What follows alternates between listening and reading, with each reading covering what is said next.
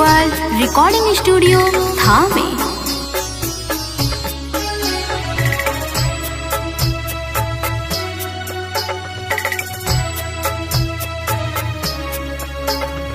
छठी माई के भूखली बरतिया तो उठावा झुराए लागल, उठावा झुराए लागल।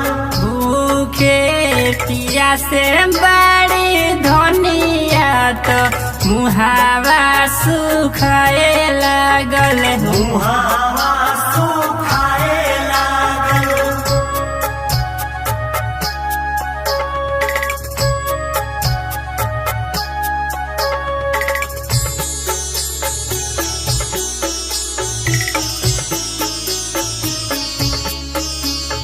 Mix by music world recording studio Thawe.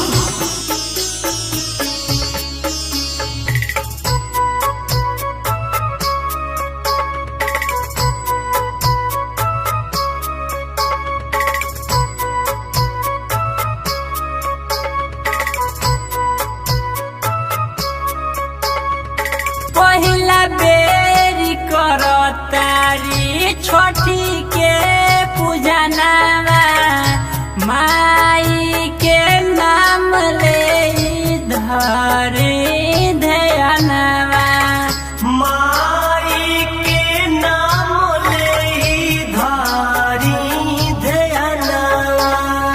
भूखे पिया से बड़ी धनिया तो उठावा झुराए लागल, उठावा झुराए लागल।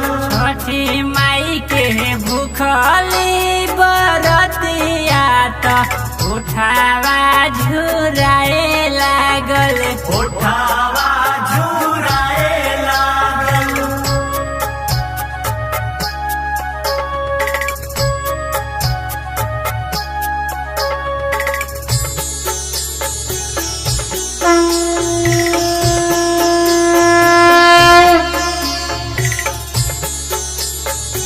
बोली बोली छठी मैया की।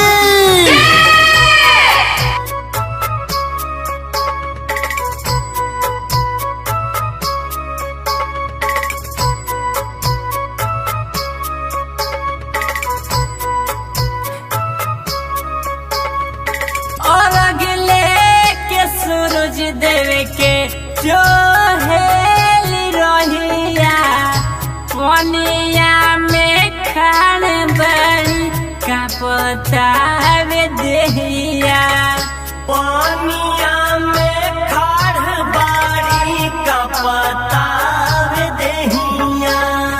छठी माई के भूखली बरतिया तो मुहावा सुखाए लागल, उठावा झुराए लागल।